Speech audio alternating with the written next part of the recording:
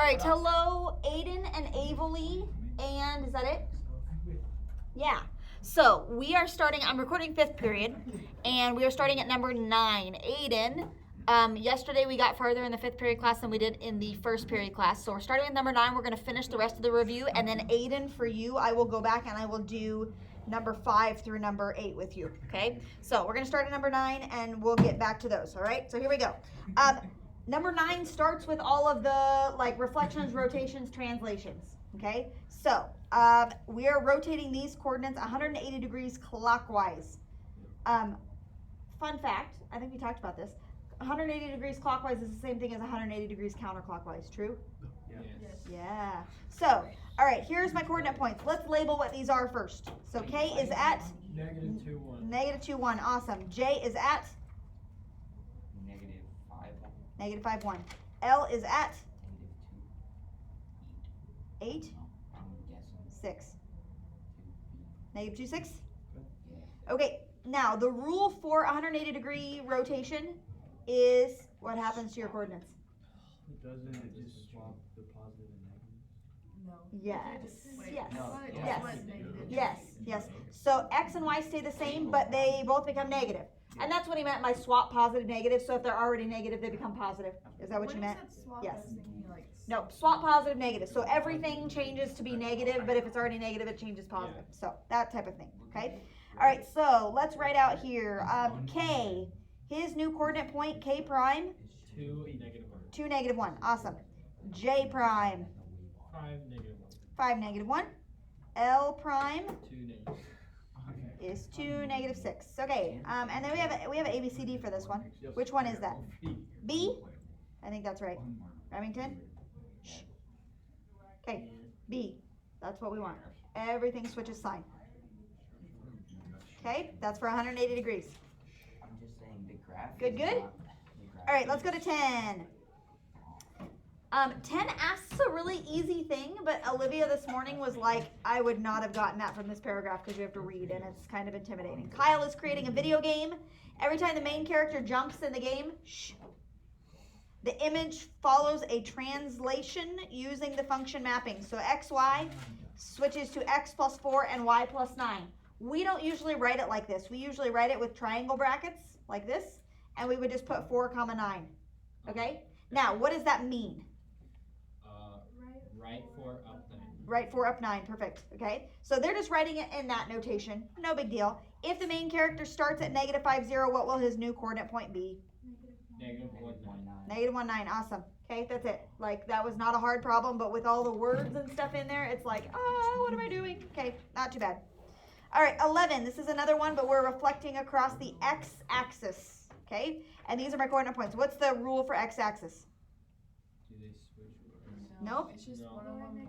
One of them becomes negative, and it's the negative. y that becomes negative. You betcha. Okay, x negative y, all right?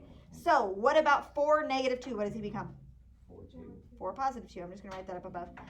L will become 6, 1. And M will become 5, negative 5. Awesome. We got it. Okay, which one is that? C. They made it really nice for you because, like, after you do the first one, you already know what the answer is, right? C is the only one that has 4, 2 correct. So that one was kind of nice. 12. Volume of a cylinder. I won't make you memorize these formulas. You will have them with you when you take this test, okay? Volume of a cylinder is pi radius squared times the height. Yeah. Pi times the radius. What's the radius? 4.5. Squared times the height is 12.3. Okay, everybody get your calculators out so you can practice typing this in. So you know how to do it correctly. Practice typing them in. Pi times 4.5. Oh wow, I found it. That's crazy. What is it? I'm telling you, you can do it. You don't know the answer. Yes, I do. Yes, I do. Then what is it? How about you do it? Whoa. You did it. Okay, What am I I doing? swear I'm going to Way use the falsetto, Remington. Join choir. What did you say? He just called me.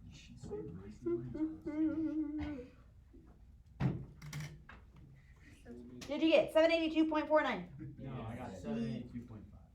Sure. What's the label? Centimeters. Centimeters cubed. I am going to be picky on the test. If you don't put your label on there, I'll take off points. Okay.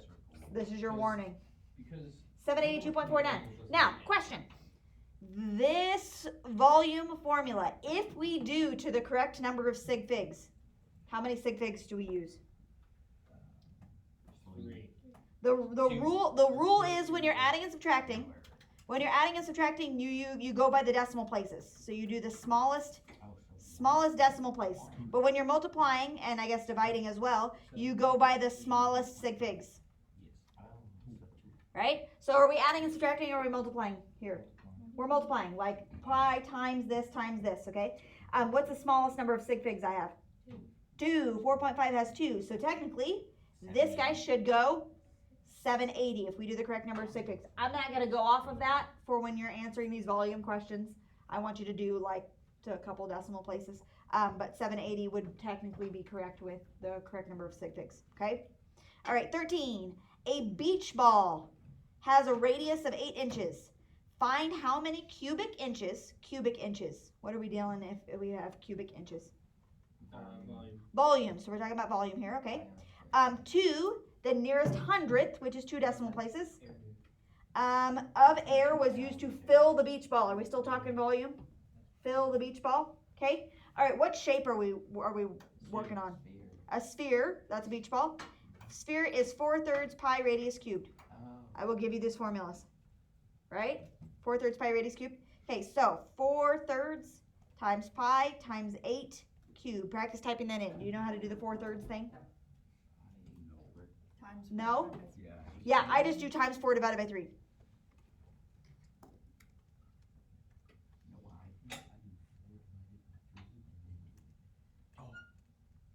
Sure, that'll work too. 2144.66. That's 2 decimal places. And this is in cubic inches. Cubic inches. Make sure you have the label. Okay?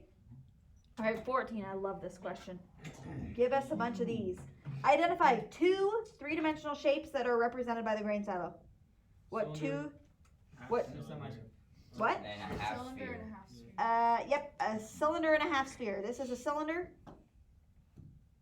and this is a half sphere or a semi-sphere or a hemisphere. So if you had to find like the area of a hemisphere or the volume of a hemisphere, would you just do half Half of the regular volume. Now, this is interesting. Are you ready for this? If this is confusing to you, don't listen. When you're doing surface area of a sphere is 4 pi r squared, right? That is surface area of a sphere, 4 pi r squared. Trust me, that's what it is. When you do a hemisphere, are you ready for this? You're doing half of it, so you divide it by 2. That's 2 pi r squared. But the problem is that when you separate a sphere in half, you now have an additional surface that is exposed on the bottom, right? So we have to add to that the area of the bottom. What's the area of the bottom going to be? What's the area of a circle? 2 pi r. Pi r squared. So we have to add the pi r squared from the bottom. So what's going to be the whole volume or the whole surface area? What's 2 pi r squared plus pi r squared? 3 pi r squared. So the surface area of a sphere, when you cut it in half, doesn't become 2 pi r squared because now you have another surface, right? You have the bottom that's exposed. It becomes 3 pi r But squared. if you're finding the surface area of that, you wouldn't. But you wouldn't, yes, because that one doesn't have it exposed. And actually, if you're finding the surface area of the cylinder, you would cut the top of the cylinder off as well. Yeah. So that would be kind of weird. And I guess you would cut the bottom off too if you're only asking like the side surface area. So all those things to consider, right? But volume you wouldn't change. Volume you would just cut in half because it doesn't matter if there's a bottom on it or not. It's going to have the same volume. Good questions. Good thoughts. Okay. All right, let's go up here. Is this the last one? What? Crazy. All right, which net? If you fold them apart, what would he become? A, B, C, or D? What do you think? Yes, I agree. B? You think B? Anybody think anything different? B and D are similar. Which one is it? B or D? You still go with B? B. Yeah. B? D is just the D is similar to it, except, and they're both the same shape. They're both pentagons, right? But one of them is angled out a little ways, and this one is not. So B is the correct answer. That's what I would go with. Okay? Good? We're done. All right, I'm going to go back through and do these questions with Aiden real quick. Yes, ma'am. What's up? Does this work? Letter, heat transfer vinyl. Yeah? Yeah. Hey, Okay. hey, That's good. Hey, Yep. hey, hey, For a shirt, you here mean? it comes. For a sweatshirt or something? Or something. Mhm. Yes. Yep. Size is a good brand. Yep. Okay, Aiden, here are these. So number 5. I gotta get my calculator out. Number 5. It says which value of x will make AB perpendicular to CD. So AB is this guy, CD is this guy. When they're say perpendicular, that means they're intersecting to make right angles. So all of these are gonna be right angles. Okay? All right, now they're saying find the value of x. Okay, so this is 5y minus 6. I'm not gonna worry about that yet. 2y plus 5, not going to worry about that yet. We're going to focus on the x's, okay? So 5x minus 7 and 7x minus 11. Now, what a lot of people are tempted to do is set them equal to each other. They might be equal. They don't really even look like it because this one looks smaller than this one. But they could be equal, but we can't really assume that, okay? So what we can do, though, is we can say that this guy plus this guy is going to make 90 degrees, right? So if I take 5x minus 7 plus 7x minus 11, that's going to be equal to 90, okay? So if I add those two together, that's 12x minus 18 equals 90, and I'm going to add the 18 over. If I'm going too fast, pause it. 12x equals 108, and then if I divide by 12, I get 9, okay? All right, so they said which value of x will make it perpendicular? X is 9, 9 is the answer, okay? Now, this is the tricky part, like looking at this example to begin with. We didn't use this 5y minus 6 and the 2y plus 5, right? We could have solved for y also, but they only had us solve for x, so why are they even there? Like, why did they even label those? They probably labeled them just to confuse you. So just keep in mind that you might not always use the information that they give you, and that's okay. It's not that you did it wrong. It's just, they're adding information that you don't need. Okay, number 6. What is the best estimate for the area of the triangle? Okay, area of a triangle is base times height divided by 2. Okay, so when I'm looking at base here, I'm looking at this, and we can just count those squares. That's going to be 6. Okay, the height is not this height. Okay, it is straight down, so it would be like this height at a 90-degree angle, right? So that height, if you count those there, that is 7. Okay, 6 times 7 is 42, and 42 divided by 2 is 21. So that is 21 square unit. I'm just gonna say units squared, and that is number C. Letter C. Okay, what is the best estimate for the area? Okay, that was 6. All right, moving on down to 7. Perimeter of the rectangle, then find the area. So we want perimeter and area. All right, in order to find perimeter, we have to add all 4 sides together. Okay, so in order to find area, we take base times height. Okay, base, height. All right, so the problem with this is we can't just count these boxes, right? Like, we have to do some distance formula. So we went ahead and we did 2 comma 2, 4, 6, 2 comma 6. This is 4 comma 2. This guy is 2, 4, 6, 8, 10 comma 5, and 8 comma 9, I think. Okay, so those are my coordinate points. Now we have to use the distance formula to find each one of them. Okay, so I'm going to start with, we started with the left side here, so we'll do that one again first. Okay, distance formula is the square root of this guy squared plus this guy squared. Okay, so I'm looking at 2 and 4, and they are 2 units apart. 6 and 2 are 4 units apart. Okay, 2 squared is 4, 4 squared is 16, and if we add those two together, we get the square root of 20. And the square root of 20 is? Well, see, because this is what I did for this one. He did it a different way. Which is 4.47. We'll go 2 decimal places to make it really a precise answer. Okay, then we went and we did this top side. It doesn't really matter if you do the top or the bottom because they're both going to be the same. So this guy here, square root. HCL, didn't you? That's not. All right, from 2 to 8 is 6 units. From 6 to 9 is 3 units.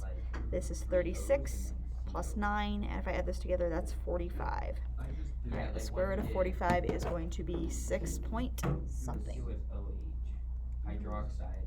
It was like 3. Ah. Yeah. You did that. This is the hydroxide. 6.71. They don't necessarily stick together. So this but guy's you can't put, like, 6.71, this guy would be hydrogen 6.71, and this guy's 4.47. So if I add this Like, together, they're technically sticking all of these together, 4.47, I could take 4.47 times 2 and 6.71 times 2 and then add those together. I might do that. Because the oxygens have 2 times Oh, well, yeah, they're at 4.47 plus 2 times 6.71. 10, 12. 22.36. And that is in units. No. And it's just perimeter, No, so don't it's not triple bond it, squared. don't triple bond it, because Okay? then carbon All right, together. base times height. The base is 6.71. The height is 4.47. I'm just going to multiply But those. oxygen, here, what I'm saying, oxygen, yeah. So 8. Is, ooh, 8. like I see 2.993 I see or 20, excuse me, Yeah. Oh, we did it wrong. 29.993. So we'll go 29.99 Yeah. units squared. Good. What? If you're rounding to 1 decimal, it would go 30.0. Confused because So either one of those will work. I don't care. That's But area. doesn't each of Okay, them have to be, like, and they the have last to be one, compared 8. to- can't be They want us to just find the perimeter of this triangle. Perimeter is just all 3 sides added together. Yeah, that's Okay, now, one of these sides, this guy right here, is just 2 units. Okay, I can just count that because it's a vertical line. Somebody said yesterday, I think it was Ethan, said, this guy right here, can't we just say that that's 3, right? Because like 1, 2, 3, that's like 3 units, right? average time was 20. But those are You diagonal think about units, that. okay? But And when if you're you counting know units, you either average have to time go was like close to that and you got either six. horizontal or you go vertical, and that's what a unit is. If I compare that to like this guy, like a horizontal unit to a diagonal unit, the diagonal one's gonna obviously be longer, right? So you can't consider each diagonal unit as being 1, right? We have to do the actual distance formula for those, okay? So W is at 3, 3, I wrote down 10. 3 comma 3. X is at 6 comma 6, and Y is at 6 comma 4. Okay, and let's do the distance formula. So let's find this guy first. Okay, square root. The whole You know what else From 3 to 6 is 3. From 3 to 6 is another 3. Okay. 3 squared is 9. 3 squared is 9. 9 plus 9 is 18. We have the square root of 18. And the square root of 18 is I told that to Michael. 4.24. And I was completely on Okay, now if we do this distance formula, I don't believe it. I can tell from the way you were laughing. from 3 to 6 is 3. From 3 to 4 is 1. Alright, yeah, I think. 3 squared is 9, 1 squared is 1, and that is the square root of 10, or 3 point something. Pleasure working with you guys. Amen. I don't usually shake with minorities. Okay. Square root of 10 I'll make an exception. is 3.16. That's wild. 3.16. So perimeter again is what we were trying to do. We do 4.24 plus 3.16 plus 2, and that comes out to be like, I don't know, 9.40. And that is in units, not squared because it's perimeter. So 9.40. Okay? All right, so, and then we did that today. Perfect. So you're all caught up. That is all of the problems tomorrow. We'll do some whiteboards, and then we might do a Quizlet Live that has us go over the rules for like the rotations and all of that stuff, okay? We'll do one of those, and we'll play that game, okay? All right, goodbye.